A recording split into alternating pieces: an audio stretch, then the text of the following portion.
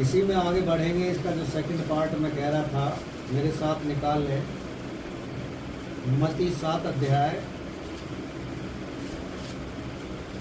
उसके 21 से 23 तक पढ़े। मत्ती 7 अध्याय 7 का 21 से लेकर 23 तक। जो मुझसे हे प्रभु कहता है, उनमें से हर एक स्वर्ग के राज्य में प्रवेश ना करेगा, परंतु वही जो मेरे स्वर्गीय पिता की इच्छा पर चलता है। उस दिन बहुत से लोग मुझसे कहेंगे, हे प्रभु, क्या हमने तेरे नाम से भविष्यवाणी नहीं की, और तेरे नाम से दुष्ट आत्माओं को नहीं निकाला, और तेरे नाम से बहुत से आश्चर्य कर्म नहीं किए? तब मैं उनसे खुलकर कह दूंगा, मैंने तुमको कभी नहीं जाना। हे कुकर्म करने वालों, मेरे पास से चले जाओ। चलिए आंखें बंद करेंगे, प्रार्थना करेंगे। धन्यवाद हो प्यारे पिता, एक बार फिर से आपके पुत्र हमारे उद्धारकर्ता प्रभु यीशु के सामर्थ्य नाम का धन्यवाद करते हैं आज के समय के लिए, आज की सुंदर घड़ी के लिए कि प्यारे प्रभु आपके सम्मुख आए हैं, इस वचन को सीखना चाहते हैं। आपका पवित्र आत्मा हमारी सहायता करे और अनुग्रह करे, बुद्धि और ज्ञान वो प्रकाशन मिले कि इस वचन को सीखें, समझें और इस वचन के द्वारा हम आपकी महिमा करें। एक बार फिर से प्रभु इस गवाहियों के लिए धन्यवाद देना चाहते हैं कि आप हर पल हर क्षण हमारे साथ रहते हैं, हम पर अपना अनुग्रह, अपनी दया, अपना प्रेम बनाए रखते हैं। हमें सीखने के लिए सहायता करें, इस वचन के द्वारा सीखें और आपकी महिमा करें। सारी चीज़ें, सारी बातें हम आपके हाथों में सौंपते हैं। अब तक इस आराधना को आपने संचालित किया है, आगे भी आप ही करेंगे। आपका अनुग्रह, आपकी दया चाहते हुए इस वचन को सीखने के लिए अनुग्रह और बुद्धि और समझ दीजिए। प्रार्थना का जीवन दीजिए ताकि आत्मा में होकर हम इस वचन को सीखें, इसके रहस्य में बातों को समझें, ताकि इसके द्वारा आपको महिमा करें। सब कुछ आपके हाथों में सौंपते हुए प्रार्थना को सुना है, धन्यवाद करते हैं यीशु प्रभु के नाम से मांगते हैं, आमीन। सबने सुना ध्यान से? चलिए इसको समझने से पहले यहेजकेल में चलेंगे। 33 अध्याय 33 अध्याय के 31 पद को पढ़ें। क्या कहता है परमेश्वर का वचन? 31 वे प्रजा के समान तेरे पास आते और मेरी प्रजा बनकर तेरे सामने बैठकर तेरे वचन सुनते हैं, परंतु वे उन पर चलते नहीं। मुंह से तो वे बहुत प्रेम दिखाते हैं, परंतु उनका मन लालच में ही लगा रहता है। हाँ। यहाँ परमेश्वर के वचन को जो मत्ती में कह रहा है, वहाँ कह रहा है कि जो होठों से मेरा नाम लेते हैं, जो बहुत से मेरे नाम पर विश्वास करते हैं, लेकिन उन वचनों पर चलते नहीं। यहेजकेल क्या कहता है? जो मेरी प्रजा है, वो जो मेरे सामने बैठते हैं और मेरा वचन सुनते हैं, लेकिन उन पर चलते नहीं। पढ़े एक बार फिर से, आप देखा मैंने पढ़ा? कौन सा वर्ष से पहला? नहीं वही 33 का। अच्छा, वे प्रजा के समान तेरे पास आते और मेरी प्रजा बनकर तेरे सामने बैठकर तेरे वचन सुनते हैं। हाँ, परंतु मेरे पास आकर तेरे सामने बैठकर मेरा वचन सुनते हैं और क्या करते हैं? उन पर चलते नहीं। आगे पढ़े। परंतु वे उन पर चलते नहीं। मुख से तो वे बहुत प्रेम दिखाते हैं, परंतु उनका मन लालच ही में लगा रहता है। हाँ, उनका मन किस में लगा रहता है?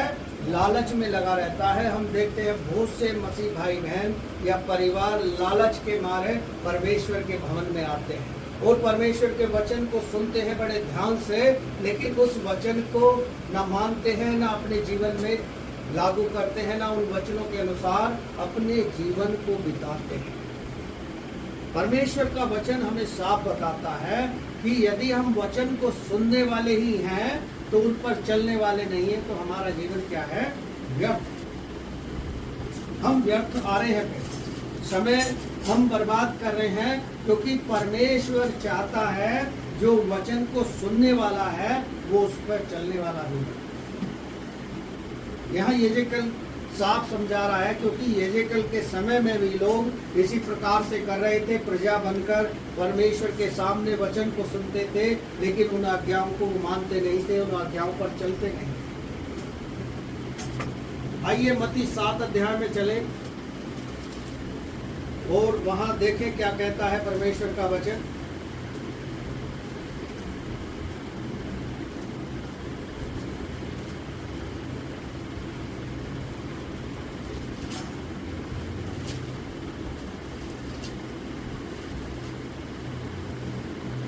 हाँ, यहाँ साफ लिखा है, जो मुझसे हे प्रभु कहते हैं वो क्या करेंगे, स्वर्ग के राज्य में नहीं पहुंचने के। चलो पढ़ेंगे फिर से। जो मुझसे हे प्रभु कहता है, उनमें से हर एक स्वर्ग के राज्य में प्रवेश ना करेगा। क्यों नहीं करेगा?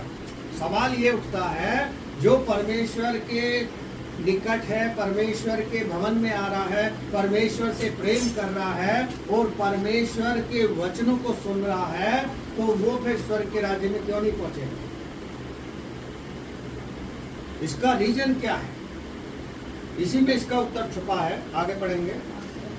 परंतु वही जो मेरे स्वर्गीय पिता की इच्छा पर चलता है, हाँ, ये सवाल का जवाब है। जो हे प्रभु कहते हैं, मेरे वचन को सुनते हैं और आज्ञा का पालन नहीं करते हैं, वो किसके समान है? वो परमेश्वर का भय उनके अंदर नहीं। जो परमेश्वर पिता की इच्छा के अनुसार जीवन को बिताता है, उसको स्वर्गीय स्थान मिलेगा, उसको स्वर्ग में जगह मिलेगी, उसको परमेश्वर के राज्य का वारिस कहलाएगा। क्योंकि हम परमेश्वर के वचन को सुन रहे हैं, उसकी प्रजा बनकर हम प्रेम दिखा रहे हैं, मसीह की जय जयकार कर रहे हैं, लेकिन हमारे अंदर कुछ नहीं है। चलिए आगे पढ़ें।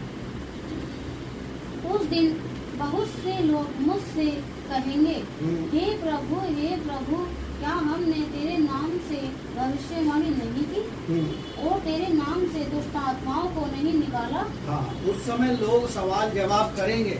जैसे मत्ती 25 अध्याय में हम देखते हैं कि 10 कुंवारियों का दृष्टांत पढ़ते हैं, उसमें से जो 5 थी वो क्या कर रही थी? तर्क वितर्क कर रही थी, हमें दे दो, तेल दे दो, ताकि हम भी मसाल जला सके और दूल्हे से मुलाकात कर सके।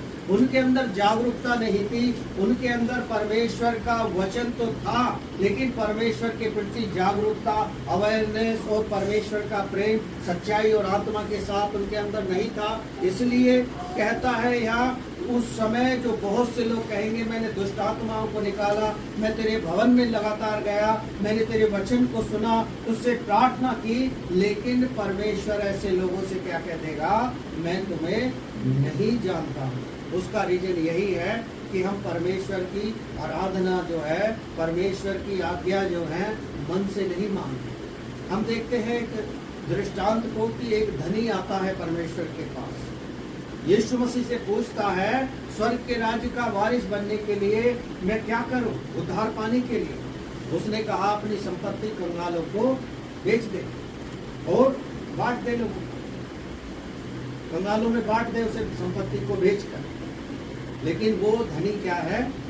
वापस चला जाता। यीशु मसीह उसे रोकता नहीं है, फोर्स नहीं करता है कि भाई तू मेरी बात को मान ले, क्योंकि यीशु मसीह भी कुछ चीजों को होने देता। जब हमारे अंदर वचन की भूख प्यास नहीं होगी, जब हमारे अंदर उसकी लगन नहीं होगी, और तब परमेश्वर हमें ऐसे ही जाने देगा जैसे उस धनी को परमेश्वर ने जाने दिया। आज हम देख रहे हैं लोगों के अंदर परमेश्वर के वचन की भूख प्यास नहीं, कम हो रही है, क्योंकि वचन में लिखा है, अंत के दिनों में ऐसा होगा, लोगों का विश्वास ठंडा पड़ जाएगा, लोग संगति से भागने लगेंगे, लोग प्रार्थना से जी चुराने लगेंगे, लोग परमेश्वर की उपस्थिति को पसंद नहीं करेंगे, लोग संसारिकता के संसार की चकाचौंध में फंस जाएंगे। लेकिन ये उनके लिए खतरनाक है। आगे पढ़े इसी में। और तेरे नाम से बहुत से आश्चर्य कर्म नहीं किए, हाँ, तब मैं उनसे खुल कर कह दूंगा, मैंने तुमको कभी नहीं जाना। हे कुकर्म करने वालों, मेरे पास से चले जाओ। हाँ, उन्हें कुकर्म भी कहेगा। फिर वो क्यों कहेगा? क्योंकि परमेश्वर हर एक के कामों को जानता है, चाहे वो अच्छाई के हैं चाहे वो बुराई के हैं। इसलिए वो लोग अपना पक्ष रखेंगे कि हमने तेरे नाम से भविष्यवाणी की, हमने लोगों को वचन सुनाया, हमने बीमारों को चंगा किया। लेकिन यीशु मसीह कहता है, मैं उनसे कह दूंगा, एक को कर्म करने वाले मेरे पास से दूर हो जाओ। हालेलुया। हालेलुया। आइए एक और पढ़ेंगे जल्दी से, 15 अध्याय निकालेंगे मत्ती का।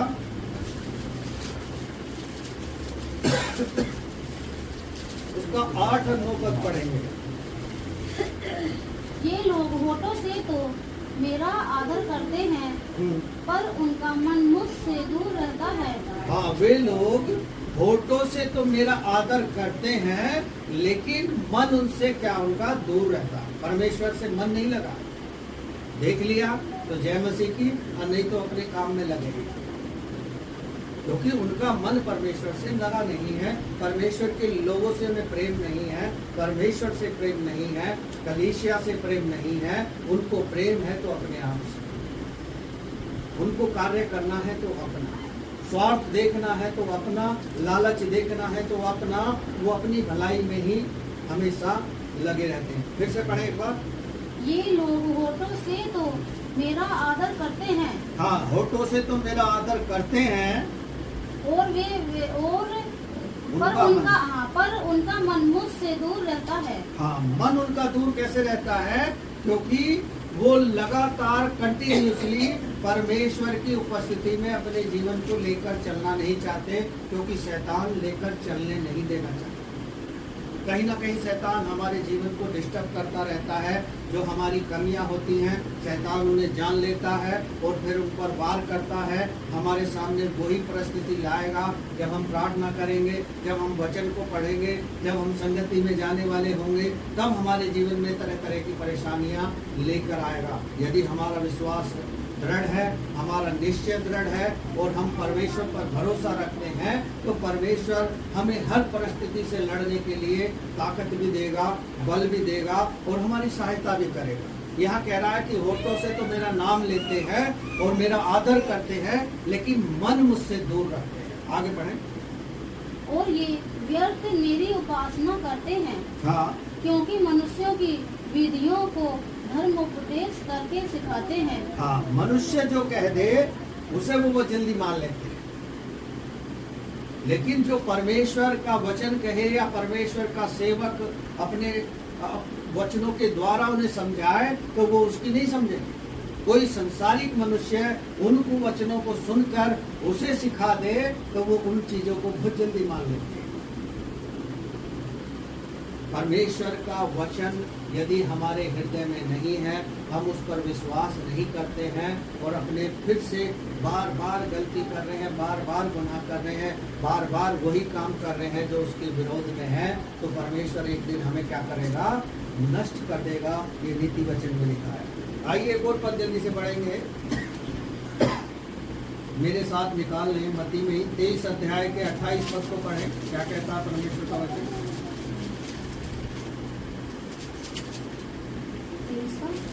23 का 28। इसी रीति से तुम भी ऊपर से मनुष्य को धर्मी दिखाई देते हो। हाँ, इसी रीति से तुम ऊपर से तो लोगों को धर्मी दिखाई देते हो, परंतु भीतर कपट और अधर्म से भरे हुए हो। हाँ, भीतर क्या है? कपट भरी है, अधर्म भरा है। हम दूर से तो अच्छे दिखाई दे रहे हैं, लेकिन हमारे मन में कपट भरा है। किस प्रकार का कपट है? आज हमने भजन संहिता 32 में भी पढ़ा कि क्या ही धन्य है वह जिसका अपराध क्षमा किया गया, जिसका लेखा यहोवा परमेश्वर ना ले, और जिसकी आत्मा में कपट ना हो। कपट कई प्रकार की होती है, छल कई प्रकार का होता है। कपट और छल में ज्यादा अंतर नहीं है। हमारे अंदर कपट रहती है कि हम परमेश्वर के वचन को बस ऐसे ही सुनने के लिए चले जाते हैं, हमारा जीवन बदल नहीं रहा, हमारे अंदर कुछ दिखाई नहीं दे रहा है जिससे परमेश्वर अपेक्षा कर रहा है कि मैं तुझे ऐसा बना दूं। मैं तुझे ऐसी कलीसिया बनाऊंगा, मैं तुझे श्रोमणि बनाऊंगा, क्योंकि वचन कहता है पतरस की पुस्तक पढ़ोगे आप कि यदि तुम दीन बनोगे तो परमेश्वर तुम्हें श्रोमणि बनाएगा। जिस पब्लिसिटी के लिए, जिस कुछ पाने के लिए संसार के लोग भाग दौड़ कर रहे हैं, तरह तरह के काम कर रहे हैं, परमेश्वर एक पल में कर देगा। नीति वचन 22 अध्याय पढ़ोगे, लिखा है धन महिमा प्रतिष्ठा परमेश्वर देगा। धन भी देगा और परमेश्वर अपनी महिमा भी लेगा और हमें प्रतिष्ठित भी करेगा। लोग हमारे नाम को जानेंगे, लोग हमें परमेश्वर के अनुग्रह से पहचानेंगे। कब? जब हम उसकी आज्ञाओं का पालन करेंगे, जब हम उसके भय में चलेंगे, जब उससे हम प्रार्थना करेंगे, जब हम उससे हमेशा का संबंध बना के रखेंगे। ये नहीं बीच बीच में उसमें संबंध बना लें और फिर तोड़। हालेलुया। एक बार फिर से पढ़ें। इसी रीति से तुम भी ऊपर से मनुष्यों को धर्मी दिखाई देते हो। हाँ, बहुत से लोगों को हम देखते हैं, देखने में कैसे लगते हैं, अच्छे डिसेंट लगते हैं, लेकिन पता नहीं लगता उनके अंदर क्या भरा है।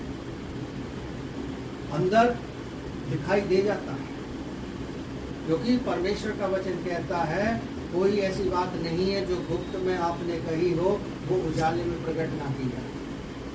किसी भी प्रकार की कोई भी बात हो, हम यदि अंधेरे में कर रहे हैं तो परमेश्वर उसे उजाले में प्रकट कर देगा। हाँ, आगे। परंतु भीतर कपट और अधर्म से भरे हुए हो। हाँ, कपट और अधर्म। अधर्म क्या है कि हम परमेश्वर के विरोध में कार्य कर रहे हैं। परमेश्वर नहीं चाहता कि हम ऐसा काम करें, लेकिन फिर भी हम कर रहे हैं। क्यों? क्योंकि शैतान हमें बार बार कमजोर कर रहा है, बार बार हमें मजबूर कर रहा है उस काम को करने के लिए। परमेश्वर का वचन जब हमारे हृदय में नहीं होगा, तभी तो हम शैतान के फंदे में फंसेंगे। यदि हम प्रार्थना के जीवन में, वचन में और संगति में मजबूत होंगे तो हमको शैतान कभी छू नहीं पाएगा, कभी शैतान हमारे पास से भी हटकेगा नहीं। लेकिन हम परमेश्वर से प्रेम नहीं करते, परमेश्वर के वचन को सुनते हैं, उसे मनन नहीं करते, हमारे याद नहीं रहता। आइए आगे चलेंगे। मेरे साथ निकाले लूका 6 अध्याय उसके 46 पद को पढ़ें। क्या कहता है परमेश्वर का वचन? जो मैं कहता हूँ जब तुम उसे नहीं मानते। हाँ, जो मैं कहता हूँ जब तुम उसे नहीं मानते तो मुझे हे प्रभु क्यों कहते हो? मुझे हे प्रभु क्यों कहते हो? परमेश्वर चाहता है कि हम उससे प्रेम करें, उसकी इच्छाओं को पूरा करें, उसकी आज्ञा का पालन करें, उसके भय में जीवन बिताएं और सांसारिक बातों को छोड़कर आत्मिक बातों की खोज में रहें।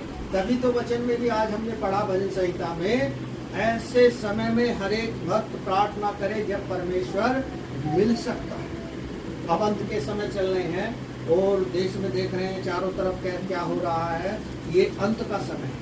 अब हमें चाहिए कि परमेश्वर को खोजें, परमेश्वर से लिपट कर रहें, परमेश्वर से प्रार्थना करते रहें, परमेश्वर के वचन में बने रहें, परमेश्वर की उपस्थिति में रहें, क्योंकि अंत कब हो जाएगा हमें और आपको नहीं मालूम। परमेश्वर अपने लोगों को तैयार कर रहा है। अभी वही चिन्ह हो रहे हैं जो बाइबल में लिखे हैं मत्ती 24 अध्याय में। देश देश पर चढ़ाई करेगा, राज्य राज्य पर चढ़ाई करेगा, भूकंप होंगे, भूखमरी होगी, महामारियां फैलेंगी और इस तरह से सब कुछ इन दिनों संसार में हो रहा है। इसलिए लूका में कहता है जब तुम मुझे मेरी आज्ञाओं को नहीं मानते, मेरी बातों को नहीं सुनते तो मुझे हे प्रभु क्यों कहते हो? एक बार फिर से पढ़ें। जो मैं कहता हूँ। हाँ, जो मैं कहता हूँ जब तुम उसे नहीं मानते। जब उसे नहीं मानते तो मुझे हे प्रभु क्यों कहते हो? हाँ, मुझे हे प्रभु क्यों कहते हो? इसीलिए मत्ती में कह रहा है कि मैं उनसे साफ कह दूंगा कि मैं तुम्हें नहीं पहचानता, क्योंकि परमेश्वर जो है भजन संहिता 139 में लिखा है वो हृदय को परखता है, मन को जांचता है।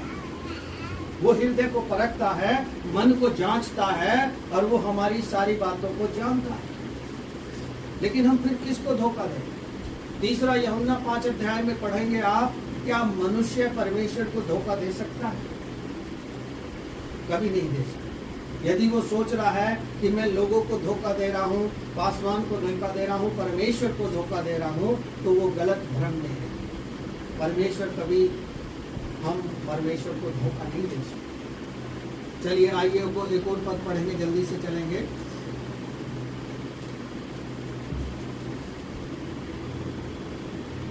मेरे साथ निकालें कुलोसियों की पुस्तक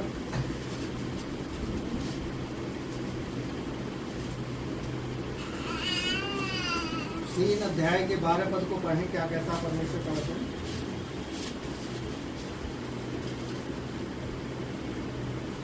कुलोसियों 3 अध्याय के 12 पद को पढ़ें। इसीलिए परमेश्वर के चुने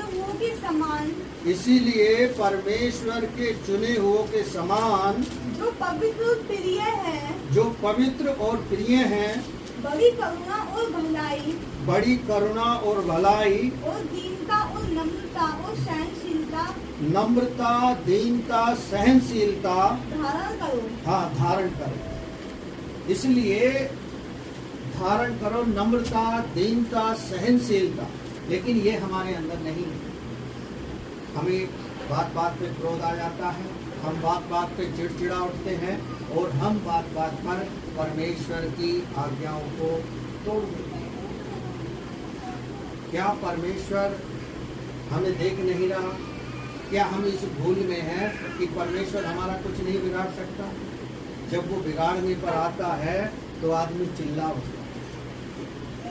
आदमी अपने दर्द की पीड़ा को फिर ना समझकर भी वो समझ जाता है और भूल कर ऐसे गुनाह करने लगता है, ऐसे पाप करने लगता है जो परमेश्वर की उपस्थिति से उसे दूर लेकर जाए। आइए एक और पढ़ेंगे इसी में, कुलोसियों में 25 से 29 तक पढ़ें।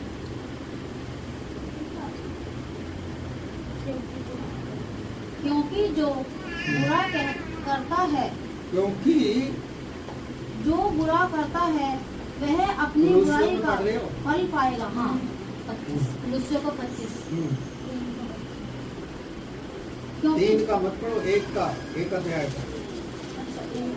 एक अध्याय। जिसका मैं परमेश्वर के उस प्रबंध के अनुसार सेवक बना जो तुम्हारे लिए मुझे सौंपा गया, ताकि मैं परमेश्वर के वचन को पूरा पूरा प्रचार करूं। हाँ, परमेश्वर का सेवक यहाँ पौलुस कहता है, जिसके लिए मैं सेवक बना हूँ और जिसके लिए मुझे वचन दिया गया है लोगों के लिए, उसका मैं पूरा प्रचार करता हूँ और उनके वचनों को, परमेश्वर के वचनों को मैं लोगों को खुलकर समझाता हूँ। एक बार फिर से पढ़ेंगे। जिसका मैं परमेश्वर के उस प्रबंध के अनुसार सेवक बना।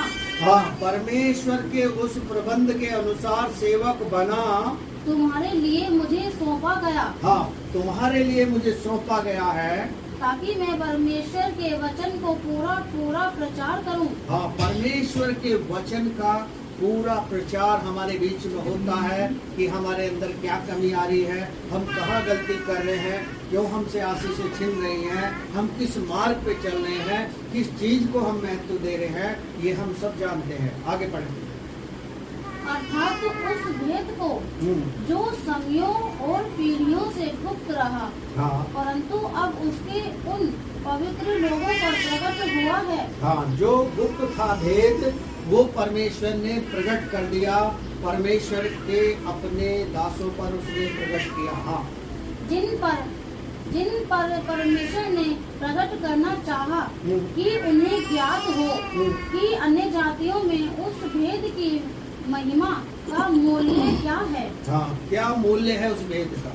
परमेश्वर की जो महिमा है भेद में छुपी है, वो प्रकट करना चाहता है उन लोगों पर जो उसकी आज्ञा का पालन करते हैं, जो उससे प्रेम रखते हैं, जो उनके अधीन रहकर अपना जीवन बिताना चाहते हैं, जिनको परमेश्वर ने बुलाया है नाम लेकर, जिन्हें चुना है, वो उनसे प्रेम करता है और उनके जीवन में आने वाली कमियों को सुधारने के लिए वो बराबर काम करता है। इसीलिए यशायाह 43 में लिखा है, मैं तेरा इजराइल का रचने वाला, याकूब का सृजनहार परमेश्वर यहोवा यूं कहता है, मत डर, मैंने तुझे छुड़ा लिया है, मैंने तुझे नाम लेकर बुलाया है और तू मेरा ही है। जब हमें परमेश्वर ने बुलाया है, नाम लेकर बुलाया है और हमें चुना है और हम उसके हैं, तो फिर हम क्यों गलती कर रहे हैं?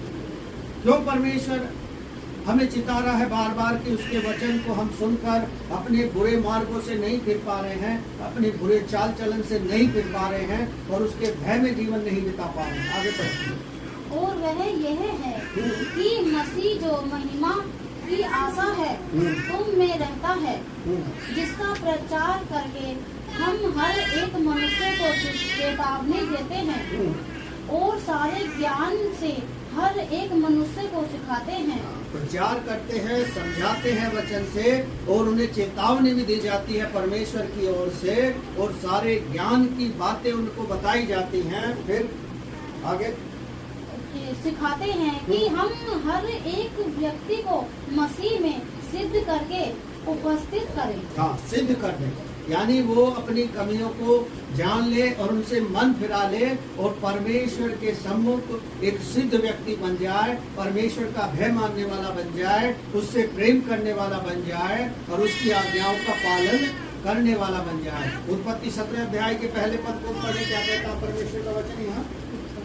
उत्पत्ति 17 अध्याय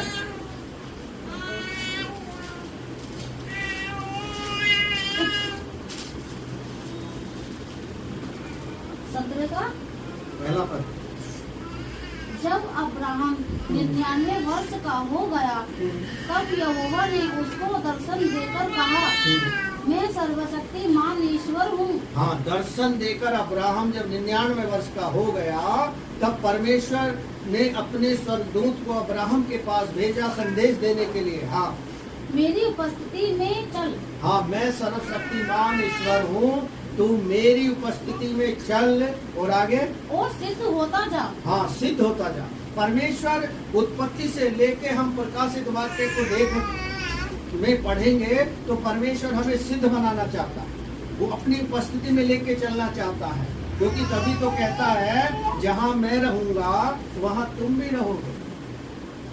यूहन्ना 14 अध्याय में हम पढ़ेंगे, लिखा है मैं अपने पिता के पास जा रहा हूँ, वहाँ बहुत से स्थान अभी हैं और बनाने के लिए जा रहा हूँ, ताकि मैं जब दोबारा आऊँगा तो आप लोगों को लेकर जाऊँ और आप वहाँ रहेंगे मेरे साथ।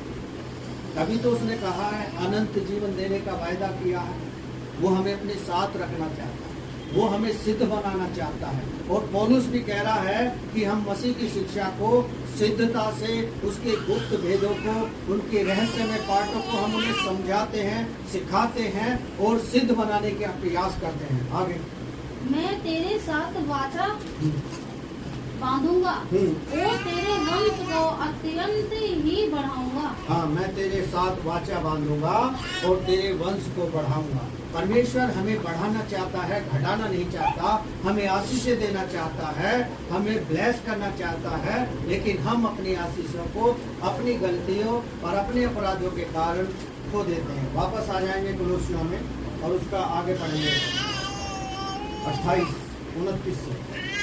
किसी अभिप्रिय से मैं उसकी उस शक्ति के अनुसार जो मुझ में सामर्थ्य के साथ कार्य करती है कठोर परिश्रम करता हूँ। कठोर परिश्रम करता, जो सामर्थ्य देता है परमेश्वर, हम उसमें कठोर परिश्रम कर रहे हैं, लेकिन हम ब्लेस नहीं हो रहे हैं और हम सब कुछ कर रहे हैं परमेश्वर की आज्ञाओं से, उसके भय से, उसकी संगति से, उसके वचन से दूर हैं, तो हमारे जीवन में कोई लाभ नहीं है। आइए कुछ और पदों पढ़ेंगे जल्दी से।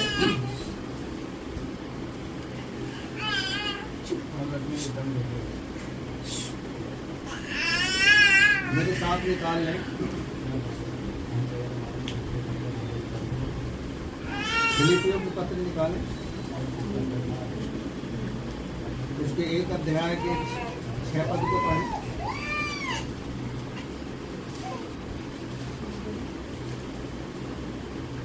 फिलिपियों 1 अध्याय के 6 पद, इसी के पास है कुलोसियों के। फिलिपियों 1 अध्याय 1 का 6।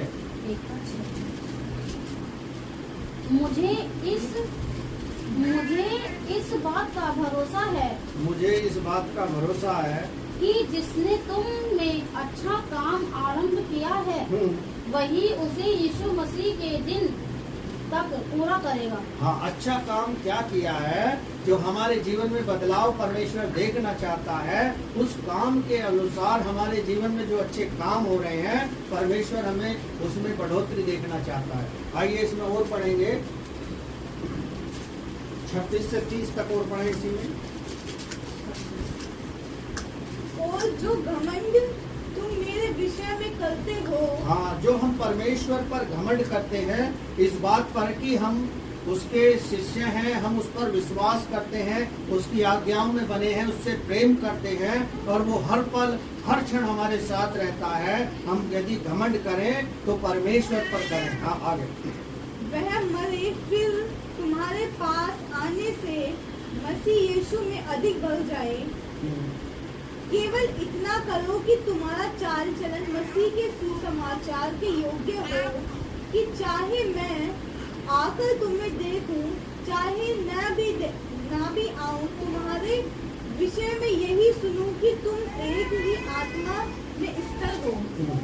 यहाँ परमेश्वर का वचन साफ कह रहा है, यदि मैं आकर देखूं तो भी और ना देखो तो भी तुम परमेश्वर की आत्मा में, उसके वचन में, प्रार्थना में बढ़ते चले जाओ। एक बार फिर से पढ़ेंगे वापस इसी को 26 से। और जो घमंड तुम मेरे विषय में करते हो, हाँ, परमेश्वर के विषय में जो हम घमंड रखते हैं कि हम उसके संतान हैं, उसके बेटे हैं, उस पर विश्वास करते हैं, वह मेरे फिर तुम्हारे पास आने से मसीह यीशु में अधिक बढ़ जाए। हाँ, अधिक बढ़ता जाए, वो ज्ञान, वो प्रकाशन हमारे अंदर अधिक बढ़ता जाए, कम ना होने पाए। जब हमने परमेश्वर को जान लिया, उसे अपना उद्धारकर्ता करके मान लिया, उस पर विश्वास कर लिया और उसे अपना जीवन सौंप दिया और बुराई को छोड़कर नया रास्ता, नया जीवन अपना लिया, फिर हमारे जीवन में बुराई क्यों? हाँ, आगे। केवल इतना करो कि तुम्हारा चाल चलन मसीह के सुसमाचार के योग्य हो।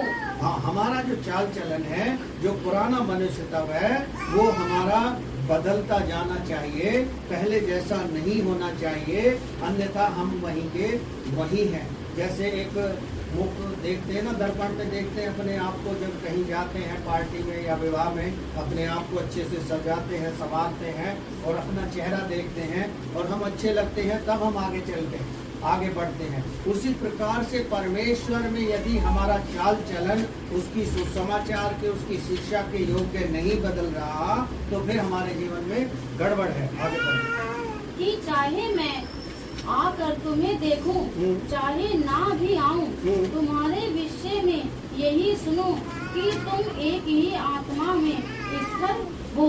हाँ, पौलुस ये समझाना चाहता है कि मैं ये बातें सुनूं कि आप निरंतर बढ़ रहे हो, घट नहीं रहे हो, विश्वास में मजबूती से, दृढ़ता से, एक ही आत्मा में, एक ही मनसा में होकर परमेश्वर के अनुग्रह में बढ़ते जा रहे हो। आगे बढ़े।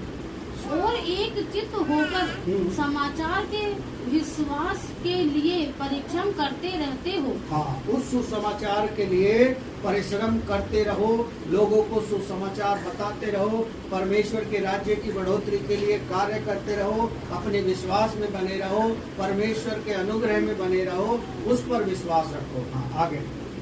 और किसी बात में विरोधियों से भय नहीं खाते। हाँ, किसी भी बात में जो हमारे विरोधी हैं उनसे भय मत खाओ। हाँ, यह उनके लिए विनाश का स्पष्ट चिन्ह है।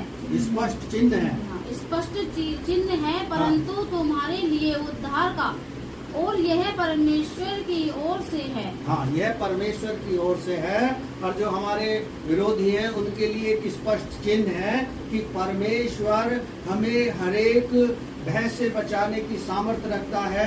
जब उसने योना को मछली के पेट में 3 दिन जिंदा रखा और दानियल को शेरों की मांद से बचा लिया, तो हमें और आपको क्यों नहीं बचाएगा? हमें और आपको क्यों नहीं सुरक्षा देगा? हमें और आपको क्यों आशीष नहीं देगा? आगे बढ़े।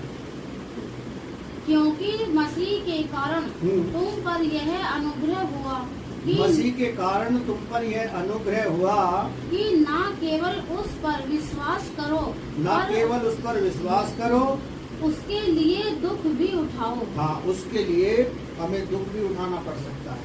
क्या हम उस दुख को सहने के लिए, उठाने के लिए तैयार हैं? आगे बढ़े। और तुम्हें वैसा ही परिश्रम करना है। वैसा ही परिश्रम हमें निरंतर करते जाना है, वो हमारे जीवन में कम नहीं होना चाहिए। आइए एक और पद पढ़ेंगे जल्दी से, इसी में फिलिपियों में पढ़ेंगे। 2 अध्याय निकालने इसके, 2 से लेके 5 तक पढ़े हैं। क्या कहता है परमेश्वर का तो वचन?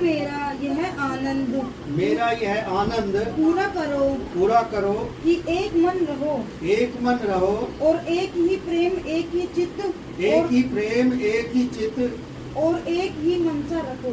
एक ही मनसा रखो।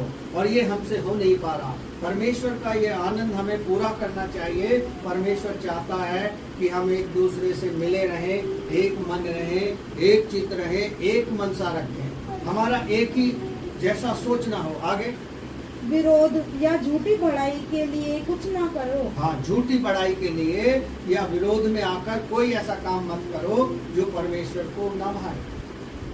बहुत सारे लोग झूठी बढ़ाई के लिए, तारीफ पाने के लिए ना जाने क्या क्या कर रहे हैं। क्या परमेश्वर उन चीजों को देख नहीं रहा? यदि आपको प्रशंसा करवानी है तो परमेश्वर पे भरोसा रखो, परमेश्वर आपकी प्रशंसा करवाएगा। हाँ, आगे। पर दीनता से एक दूसरे को अपने से अच्छा समझो। हाँ, दीनता से एक दूसरे को अपने से अच्छा समझो। ऐसा मत समझो उसे देखकर नाक मुंह मत सकोड़ो, आंखों में ऐसा मत देखो उसे कि उसे लगे कि ये मुझसे मुंह बना रहा है, मैं इसको अच्छा नहीं लगता। कई लोगों को मैं देखता हूँ एक दूसरे को हंसते रहते हैं, देखते रहते हैं, वचन को सुनते भी रहते हैं। तो ये सब क्या है? ये परमेश्वर के विरोध में हम कार्य करते हैं, क्योंकि शैतान हमारे अंदर वो चीजें बार बार लाकर करता रहता है। शैतान को आपने देखा होगा, जब यीशु मसीह को क्रूसिफाइड किया जा रहा था उस समय भी शैतान मुस्कुरा रहा है। यदि हम बैठकर आराधना में ऐसी गलतियां कर रहे हैं तो उसमें और हम में क्या अंतर है? हम बराबर उसी काम को कर रहे हैं जो उस समय क्रूसिफाइड के समय में शैतान यीशु मसीह के साथ कर रहा है। आज हम वचन सुन रहे हैं, आज भी हम उसी काम को कर रहे हैं कि हम मुस्कुरा रहे हैं, उस पर ध्यान नहीं दे रहे। Hallelujah, hallelujah. आगे बढ़े।